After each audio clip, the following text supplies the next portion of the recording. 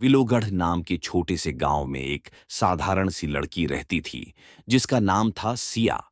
सिया का दिल उतना ही खूबसूरत था जितना उसका चेहरा।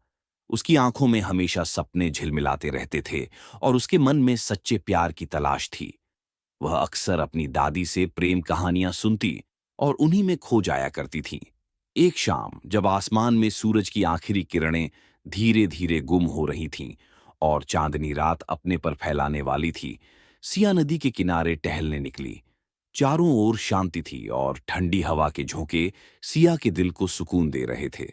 चलते चलते उसकी नजर एक युवक पर पड़ी जो पुराने वट वृक्ष के नीचे बैठा हुआ था। उसकी आंखों में अनोखी चमक थी और चेहरे पर एक गहरी सोच। सिया धीरे धीरे उसके पास गई। उस युवक का नाम आर्यन था, जो एक कवि था और प्रेरणा की तलाश में विलोगढ़ आया था। दोनों ने एक दूसरे का अभिवादन किया और बातों का सिलसिला शुरू हुआ।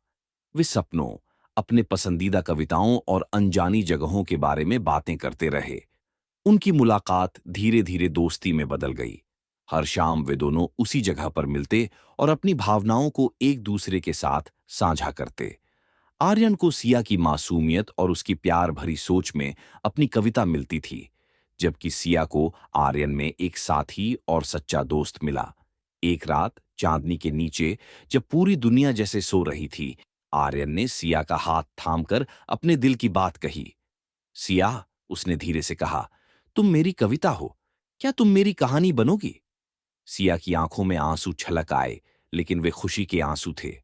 उसने मुस्कुराते हुए सिर हिलाया और कहा, हाँ आर्यन, हम मिलकर अपनी सबसे खूबसूरत कहानी लिखेंगे। उनकी प्रेम कहानी विलोगढ़ में मशहूर हो गई।